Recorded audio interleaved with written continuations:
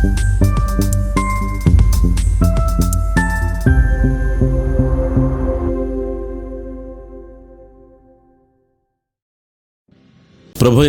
యేసు క్రీస్తు నామములో మీ అందరికీ శుభములు తెలియపరుస్తున్నాను. పిల్లరా, బాగున్నారా? యేసు క్రీస్తు ప్రభువారు ప్రజలకు అర్థమయ్యే రీతిలో ఉపమానంగా అనేక విషయాలు బోధించారు. ఒక ఉపమానంలో ఒక వ్యక్తి యెరూషలేము నుండి యెరికోకి దిగి వస్తున్నప్పుడు దొంగల చేతిలో చిక్కబడతాడు. అతన్ని కొట్టి అతని దగ్గర దోచుకొని వస్త్రాలు దోచుకొని మరియు కొన ఊపిరితో అతన్ని వదిలిపెట్టారు. అయితే యాజకుడు ఆ వ్యక్తిని చూసి పక్కెళ్ళిపోతాడు. లేవీడు వచ్చి చూస్తాడు, పక్కెళ్ళిపోతాడు. కానీ ఒక సమరయుడు అయితే అతని ఎడల జాలిపడి అతను తీసుకొచ్చి అతని గాయాలు కడిగి నూనె పూసి మరియు అతను ఒక పూటగుని వాడిని నీ దగ్గర చేర్చి మరల ఏమైనా తక్కువైతే మరలా నేను ఇస్తానని చెప్పి చేశాడు. ఎందుకు యేసు ప్రభువారు ఈ ఉపమానం చెప్పారంటే, మంచి సమరయుడు అనగా మనము కూడా కష్టాల్లో ఉన్నప్పుడు, బాధల్లో ఉన్నప్పుడు, ఇబ్బందుల్లో ఉన్నప్పుడు, కరువులో ఉన్నప్పుడు, వ్యాధులో ఉన్నప్పుడు చూస్తూ వెళ్ళేవారు చాలామంది ఉన్నారు. చూస్తారు, వెళ్ళిపోతారు. జాలి, దయ, ప్రేమ, కరుణ ఏమీ ఉండవు. అయితే మనం అలా ఉండకూడదు. మంచి సమరయుని వల్లే మనం ఉండాలి అని యేసు క్రీస్తు ప్రభుల వారు సెలవిచ్చారు. వాక్యం ఇలా సెలవిస్తుంది. వాక్య పిల్లలు చూడండి. అపోస్తలుడైన పౌలు గారు తిమోతికి ఈ విధంగా లేఖ రాస్తున్నాడు. వాక్య పిల్లలు చూడండి. 1 తిమోతి 5వ అధ్యాయం 10వ వచనంలో శ్రమపడు వారికి సహాయము చేసి అని ఉంది. అంటే శ్రమ పడుచున్నవారు ఏ విధంగా శ్రమ పడుచున్నారు అంటే, అనారోగ్యంతో శ్రమ, అప్పుల్లో అనే శ్రమ, ఇంకా రకరకాల శ్రమలు ఉన్నాయి. మనుషులు శ్రమల్లో, ఇబ్బందుల్లో, కరువుల్లో, అనారోగ్యంతో నలిగిపోతున్నారు. అలాంటి వారికి మీరు సహాయం చేయండి. ఇది యేసుక్రీస్తు యొక్క ప్రేమ. నిన్ను వల్లే నీ పొరుగువారిని ప్రేమించాలి అని తెలియపరిచే మన యొక్క బైబిల్ మొత్తము కూడా ప్రేమతో ముడిపడి ఉన్నది. ప్రేమ ఉన్నప్పుడు జాలి ఉంటుంది, కరుణ. అంటే ఇతరులు కష్టపడుతున్నప్పుడు, ఇతరులు బాధపడుతున్నప్పుడు మనం చూచి లేవిడి వలె మరియు మన యాజకుడు వలె మనం ఉంటాం కాదు, కానీ మనము మంచి సమరయుని వలె మనము మంచి ప్రేమ కలిగి సహాయం చేసేవారిగా ఉండాలి. పిల్లరా, ఈ మధ్య నేను ఒక వార్త విన్నాను. ఆ వార్త చూసినప్పుడు చాలా ఆశ్చర్యం కలిగింది. అతను ఎవరూ కాదు, సినీ హీరో మహేష్ బాబు గారు. అతను చెప్పిన ఇంటర్వ్యూలో ఆ మాటలు నా హృదయాన్ని తాకబడ్డాయి. తను చెప్పిన మాటలు ఏంటంటే, నా కుమారుడు ఒక ప్రాబ్లంలో ఉన్నాడు. 6 వారాలు ముందుగానే పుట్టాడు. చాలా సమస్యలతో, అనారోగ్య సమస్యలు చాలా ఉన్నాయి. నేను ధనవంతును కాబట్టి నేను అన్నీ చేయించుకున్నాను. అయితే నాకు ఒక ఆలోచన వచ్చింది. నేను డబ్బు పెట్టగలను కాబట్టి నా కుమారుని నేను బాగు చేసుకున్నాను. డబ్బు పెట్టని వాళ్ళు ఎంతమంది ఉన్నారు అని ఒక ఆలోచనతో చిన్న పిల్లలకు సర్జరీ చేయటం, అంటే గుండె ఆపరేషన్, రకరకాల ఉన్నవారికి తను సహాయం చేయటం మొదలుపెట్టాడు. అయితే మొన్న నవంబర్కి ఇంచుమించు 5,000 మందికి సర్జరీ చేయించారని ఒక వార్త వచ్చింది. చాలా గొప్ప. వాస్తవంగా తనకొచ్చే ఆ యొక్క యాక్టింగు లేకపోతే ఆ సినిమాల వల్ల తనకి అది తన సొంత కష్టార్జితం. అది ఎవరో మామూలుగా ఫ్రీగా ఇచ్చింది కాదు. తన నటనగాను తను తీసుకునే ఆ యొక్క మనీ తన కష్టార్జితంలో పిల్లలకు సహాయం చేశాడు. చాలా ఔదార్యం కలిగి ఉన్నాడు, ప్రేమ కలిగి ఉన్నాడు. మరి మన క్రైస్తవులో కూడా చాలామంది ఉన్నారు. విల్లియం కేరీ గారు అయితే దేశము మన ఇండియాకు వచ్చి ఎన్నో కష్టాలు పడ్డాడు. అతని ఆలోచన ఏంటంటే, ప్రతి ఒక్కరి చేతిలో బైబిల్ ఉండాలి. దాని నిమిత్తము తన కుమారుని పోగొట్టుకున్నాడు, తన భార్యకు మెంటలు వెక్కింది, ఎన్నెన్నో కష్టాలు పడ్డారు. ఇంకెంతోమంది మిషనరీలు కూడా తమ ప్రాణాలను పోగొట్టుకొని ఇక్కడికి వైద్య సహాయము, మన ఇండియాకి వైద్య సహాయము ఎన్నో చేశారు. రకరకాల సహాయాలు చేశారు. వైద్య సహాయం కావచ్చు, ఆర్థిక సహాయం కావచ్చు, విద్య సహాయం కావచ్చు, అన్ని రకాల సహాయాలు చేశారు. మరి ఇప్పుడు జనము చూస్తుంటే, కొంతమందిని చూస్తుంటే పేరుకైతే హీరోలుగా ఉన్నారు. ఎవరు అనగా క్రైస్తవ సమాజంలో సేవకులు కావచ్చు, లేక విశ్వాసులు కావచ్చు. అయితే ఇతరులకు మనం ఉపయోగపడే విధంగా మనం ఉన్నామా లేదా? మీకు చెప్పాను కదా, హీరో మహేష్ బాబు గారు తన సొంత డబ్బు, కష్టార్జితము డబ్బు ఇతరులకు ఉపయోగకరంగా ఉన్నాడు. అదేవిధంగా తమిళనాడులో కూడా ఒక డాన్స్ మాస్టర్ లారెన్స్ అనే ఒక వ్యక్తి ఉన్నాడు. ఒక ట్రస్ట్ పెట్టి ఆ ట్రస్ట్ ద్వారా అనేకులను చదివిస్తున్నాడు, సర్జరీలు చేపిస్తున్నాడు, అనేకులకు ఉపయోగకరంగా ఉన్నాడు. మరి మనం ఎలా ఉన్నాము? సేవకులమైన మనకైతే వచ్చే ప్రతి పైసా మన కష్టార్జితం కాదని గుర్తుపెట్టుకోండి. మన కష్టార్జితం కాదు. ఎందుకో తెలుసా? ఎందుకంటే పిల్లరా, దేవుని పేరట వచ్చేది మరలా దేవునికే ఖర్చు పెట్టాలి, అనేకులకు ఉపయోగకరంగా ఉండాలి. లేకపోతే దేవుడు లెక్క అడుగుతాడు. వాక్య పిలువలు చూసినట్టయితే 1 తిమోతి గ్రంథము 6వ అధ్యాయం 19వ వచనంలో, ఔదార్యము గలవారును తమ ధనములో ఇతరులకు పాలిచ్చువారినై ఉండవలనని ఆజ్ఞాపించుము. చూడండి, ఔదార్యం గలవారును తమ ధననిధులు అంటే ఎవరైతే కష్టపడుతున్నారో, లేకపోతే తన కష్టార్జితములో, లేకపోతే సేవపరంగా వచ్చింది కావచ్చు, ఏదైనా కావచ్చు, తన ధననిధుల్లో అనేకులకు పాలిభాగస్తులుగా ఉండాలి అని అపోస్తలుడైన పౌలు గారు దేవుని పేరిట మాట్లాడుతున్నాడు.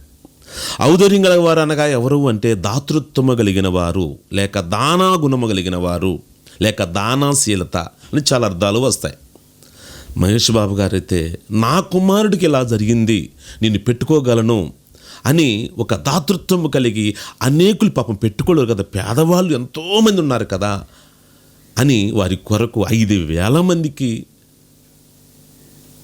సర్జరీ చేయించారు అంటే ఎంత గొప్ప అండి. మరి సేవకులమైన మనం ఎలా ఉన్నామో ఒక్కసారి ఆలోచన. వాక్యం ఎలా చలవస్తుంది? వాక్య పిల్లలు చూడండి, అపోస్తల కార్యములు 4వ అధ్యాయం 35వ వచనంలో, వారు ప్రతి వానికి వాని అక్కర కొలది పంచిపెట్టిరి గనుక వారిలో ఎవరినికిని కొదవలేకపోయెను. చూడండి పిల్లరా, అపోస్తలులైన వాళ్ళు ఏం చేశారు? అపోస్తలు ఏం చేశారు? వాళ్ళ ఆస్తులు తీసుకొచ్చేసి వాళ్ళ పాదాల దగ్గర పెట్టారు, మీరు తీసుకోండి అయ్యా అని. అయితే వాళ్ళు ఏం చేశారు అంటే లక్షలు పెట్టి విల్లాలు కొన్నారా, లేకపోతే కోట్ల రూపాయలు పెట్టి స్థలాలు కొన్నారా? వాళ్ళు ఏం చేశారంటే అందరికీ పంచిపెట్టారు. ఈ మాట చూడండి, ప్రతి సేవకుడు గుర్తించవలసిన మాట. ఎందుకంటే దేవుని పేరట వచ్చినది వారు దాచుకోలా, అపోస్తులు దాచుకోలా, అనేకులకు పంచిపెట్టారండి. ఆ పంచిపెట్టినప్పుడు ఎవనికి కూడా కొదవ లేకుండా సమృద్ధిగా ఉన్నారు. మరి ఈ రోజున మనం చూస్తుంటే, కొంతమంది సేవకులను చూస్తుంటే BMW కార్లు, ఆడి కార్లు, ఆ కార్లు, లేకపోతే వాళ్ళ యొక్క విలాసవంతమైన జీవితము. ఎందుకంటే పిల్లరా చూడండి, సేవకులు ఎప్పుడు హీరోలు కాదండి. మనం ఇక్కడ హీరోలు కాదు. ఎక్కడ హీరోలు తెలుసా? ఈ లోకాన మనము ఉన్నది పోగొట్టుకొని, తన్ను తాను ఉపేక్షించుకొని, తను తగ్గించుకొని, రిక్తునయ్యి ఎవరైతే ఉంటారో వారే హీరోలు. నేనంత పోగొట్టుకున్నాను పరిచర్యకు వచ్చి, వాళ్ళు హీరోలు. ఎందుకంటే పిల్లరా, పరిశుద్ధ గ్రంథం మనం చూడొచ్చు, ధనవంతుడు ఇక్కడ హీరోగా ఉన్నాడు. అయితే అతను చనిపోయిన తర్వాత అతను జీరో అయిపోయాడు. బీదలాజరు అయితే ఇక్కడ జీరోగా ఉన్నాడు. అతడు మరణించిన తర్వాత హీరో అయ్యాడు. కారణం ఏమిటంటే పిల్లరా చూడండి, దేవుణ్ణి కలిగి ఉండటమే గొప్ప హీరో. అనేకులకు ఉపయోగకరంగా ఉండాలి పిల్లరా. అనేకులకు మనం సహాయం చేసేవారిగా ఉండాలి. నిన్ను వలె నీ పొరుగువారిని ప్రేమించమని వాక్యము ఖండితముగా చలవిచ్చింది కదా. మరి మనము ఎలా ఉంటున్నాము ఒక్కసారి ఆలోచించండి పిల్లరా. ఇప్పుడు క్రైస్తత్వం ఎలా ఉందంటే మునిగిపోతున్న నావలాగా ఉన్నదండి. ఈ రోజున విశ్వాసులు ఎలా ఉన్నారు అంటే పిల్లరా, ఎక్కువ శాతం ఎలా ఉన్నారంటే సంఘ సభ్యులందరూ కలిసి సందాలు వేసుకొని మన పార్షగారికి కారు కొనివ్వాలి, ఏ కారు, లగ్జరీ కారు కొనియాలి అని అందరూ ఏకదాటిగా వచ్చి సేవకుడికి కారు కొనిస్తున్నారు. మంచిదే, అదే సంఘములో ఒక వ్యక్తికి ఒక ప్రాబ్లం వచ్చింది. ఆ సంఘములో ఒక వ్యక్తికి ఏం చెప్పండి, సర్జరీకి మనీ లేక అల్లాడిపోతున్నాడు. ఆ వ్యక్తికి వచ్చేసరికి మనందరం కలిసి ప్రార్థన చేద్దామంటున్నారు. సేవకునికి ఇచ్చే కాడకు వచ్చేసలేకమ్మా మనందరం తలా ఇంత వేసుకుందాం అంటున్నారు. అదేవిధంగా ఒక వ్యక్తి క్యాన్సరో లేకపోతే కిడ్నీ ప్రాబ్లమో లేకపోతే ఏదో ప్రాబ్లం వస్తే మనందరం ప్రార్థన చేద్దాం. ఇది ఎక్కడ క్రైస్తత్వము? ఇది ఎక్కడ మంచి సమరయుని లక్షణము? యేసుక్రీస్తు ప్రభువు వారు అలా ఉండమండలేదండి. ఎందుకంటే సహాయం చేసేవారిగా మనం ఉండాలి. ఆ మంచి సమరయుడు జాలి పడ్డాడు, అతని గాయాలు కట్టాడు. అతని గాయాలు కట్టాడు. మరియు చూడండి పిల్లరా, నూనె వేసి శుభ్రంగా కడిగి భోజనం పెట్టి పూటకుని వాడి దగ్గర ఉంచి మరలా ఏమైనా తగ్గితే మళ్ళీ నేను ఇచ్చేళ్తాను. చూడండి ఎంత దయా, ఎంత జాలి, ఎంత దయాగుణము కలిగిన వ్యక్తి. మరి క్రైస్తవులమైన మనము ఎలా ఉండాలి ఒక్కసారి ఆలోచించండి. అందుకే మదర్ తెరిసే గారు ఒక మాట అంటారు, ప్రార్థించే పెదాలు కన్నా సహాయం చేసే చేతులు మిన్న. పిల్లరా, ప్రార్థించటం కాదండి, సహాయం చేసేవారిగా ప్రతి క్రైస్తవుడు ఉండాలి. పిల్లరా, ఈ రోజున మనం చూస్తుంటే చాలామంది సేవకులండి, చాలామంది ఏదో 10 మంది సేవకులు హీరోలుగా ఉన్న సేవకులు ఉన్నారు, కానీ 90% మంది సేవకులు చూస్తే తినటానికి తిండి లేక, కట్టుకోవటానికి సరైన వస్త్రము లేక, పిల్లలకి ఫీజు కట్టలేక, అనారోగ్య సమస్యలతో అప్పులతో నలిగిపోతున్న సేవకులు ఎంతోమంది ఉన్నారండి. పిల్లరా, ఎంతోమంది ఉన్నారు.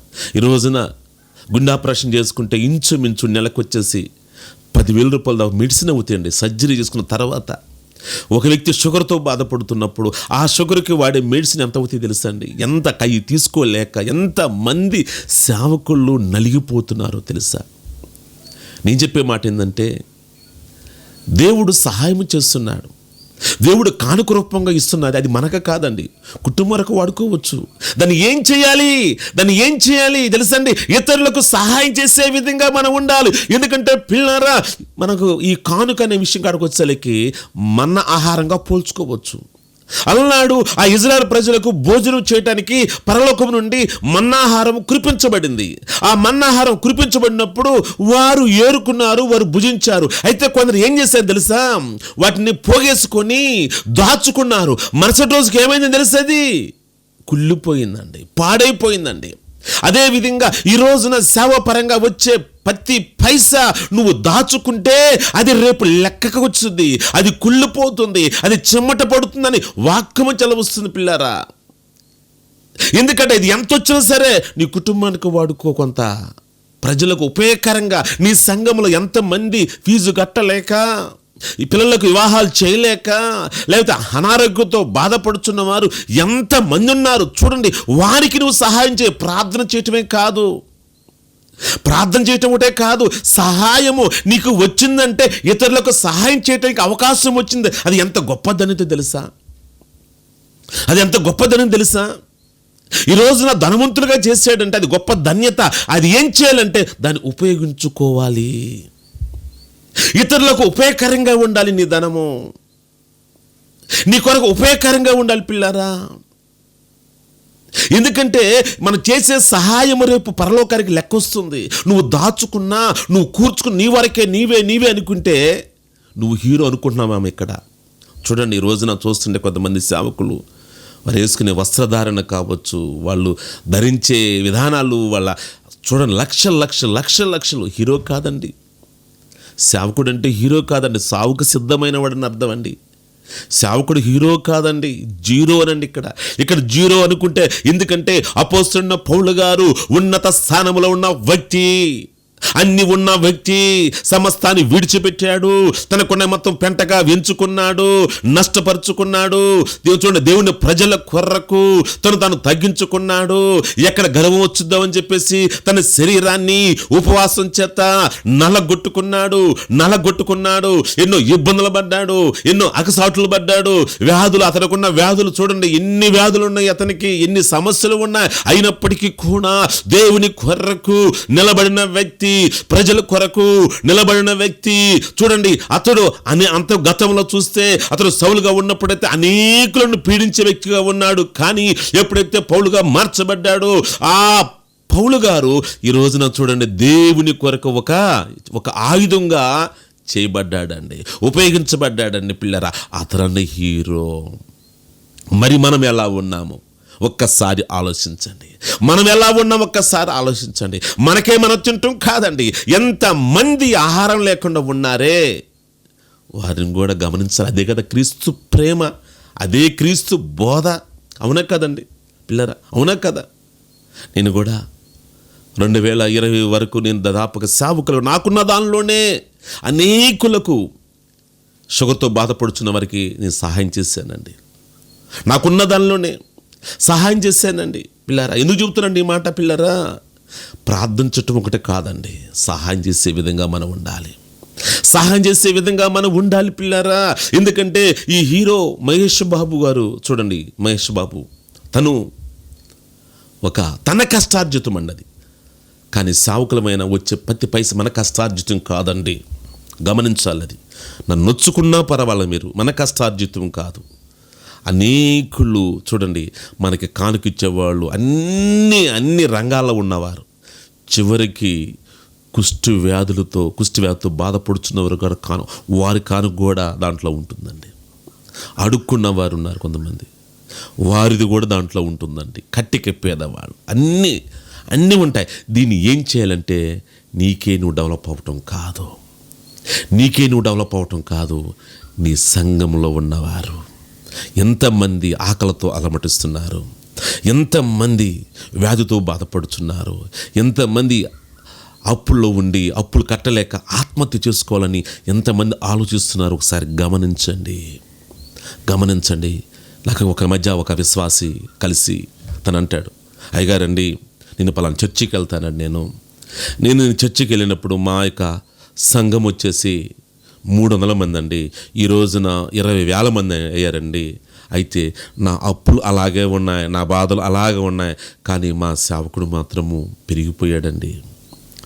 మొత్తం చిన్న ఒక 4 సెంట్లు స్థలంతో ఉన్న వ్యక్తి ఈ రోజున పెద్దది ఎకరాలు కొన్నాడండి. అక్కడ ఇది కొన్నాడండి, ఇక్కడ ఇది కొన్నాడండి, ఇక్కడ ఇది కొన్నాడండి. ఆయన పెరిగిపోయాడు, కానీ నా బ్రతుకు మారలేదండి. నేను ఇలాగే ఉన్నానండి. అప్పులు కట్టలేక కొన్నిసార్లు చర్చికి వెళ్తాను కూడా ఛార్జీకి డబ్బులు లేక అల్లాడిపోతున్నాను. ఇదే మాట నేను అడిగాను, అయ్యగారు కొంచెం చేస్తారా, అప్పుల్లో ఉన్నానండి కొంచెం అంటే. ప్రార్థన చేస్తాను అంతే, నా బాధ్యత ప్రార్థన చేయటమే. ఇదేంటి చూడండి, అతను అన్నమాట, నేను బాగున్నప్పుడు 10 భాగాలు ఇచ్చాను, ఇవన్నీ ఇచ్చాను నేనండి, ఈరోజు నేను కష్టాల్లో ఉంటే నన్ను ఆదుకోలేకపోతున్నాడు అని. తను బాధ అంతా ఇంత కాదు పిల్లరా. దేవుడు లెక్కడుగుతాడండి. నీకున్న దానిలో ఔదార్యం కలిగి అనేకులు ఉపయోగకరంగా ఉండండి పిల్లలు. ఎంతోమంది మనతోటి సేవకులు ఎంతోమంది ఆకలితో అనారోగ్యాలతో అప్పులతో నలిగిపోతున్నారు. అలాంటి వారికి సహాయం చేయండి, హెల్ప్ చేయండి పిల్లరా. మీకు కొంతమంది తెలుసు, అలాంటి ఎన్నుకోండి, మీరు చెయ్యండి. ఎందుకంటే పిల్లరా, ఇక్కడ నువ్వు చేసే సహాయము, ఆ సహాయం నీ వెంట వస్తుంది. నువ్వు దాచుకున్నావా, కూర్చుకున్నావా, రేపు అవి ఆది తుప్పు నీ మీద నిరూపణ చేస్తాయి. ఇదిగో ఈ విధంగా చేసావు, అప్పుడు నేను అంతమందికి వాక్యం చెప్పానయ్యా, ఇంతమంది వాక్యం చెప్పానయ్యా, అవి చేశానయ్యా, ఈ చేశాను, నీ పేరట ఈ చేశానంటే, అక్రమ చేయవారులారా మీరెవరో నాకు తెలియదు అని అంటాడు దేవుడు. మరి అంత అవసరమా? దీపం ఉండగానే ఇల్లు చక్కబెట్టుకోవాలి కదా. ఈ లోకాన్ని ఉండగానే నువ్వు పరలోకంలో హీరోగా ఉండాలా, జీరోగా ఉండాలా? పరలోకంలో అంటే జీరో అంటే నువ్వు చనిపోయిన తర్వాత నువ్వు జీరో అయిపోతే నరకానికి చేర్చబడతావు. చనిపోయిన తర్వాత నువ్వు పరలోకం వెళ్ళాలంటే ఈ లోకాన నువ్వు జీరోగా ఉండాలి. అలా ఉన్నప్పుడు దేవుడు నిన్ను మంచి దాసుడా అని అంటాడు. మరియు ఆ యొక్క సినీ యాక్టర్ అతను చూడండి, అతను ఎవరు నమ్మినా మనకు తెలియదు, కానీ అతడు చేసిన మంచి పని ఏమిటంటే, నా కుమారుడు నేను పెట్టుకోలేని వాళ్ళు, డబ్బు ఖర్చు పెట్టిన నిరుపేదలు ఉన్నారని 5,000 మందికి శస్త్రచికిత్స చేయించాడే. మరి మనం ఎలా ఉండాలి? పెద్ద పెద్ద సేవకులుగాని పేరు పొందిన వారు చాలామంది ఉన్నారు మన యొక్క విధానంలో. పేరంటే మంచి పని చేయాలండి, మీటింగులు పెట్టడము లేకపోతే అవి కాదండి, నాకు చెప్పిన కదండి, అది కాదండి. మనము బైబిల్లో నిజమైన పరిచర్య ఏంటంటే విధవరాలు కావచ్చు, అనాథులను ఆదుకోవాలి, ఎన్ని పరిచర్యలు భాగాలు ఎన్ని చేయాలి. ఎన్ని చేసినప్పుడే దేవుడు మనల్ని మెచ్చుకుంటాడు. దేవుడి మాటలు దీవించును గాక.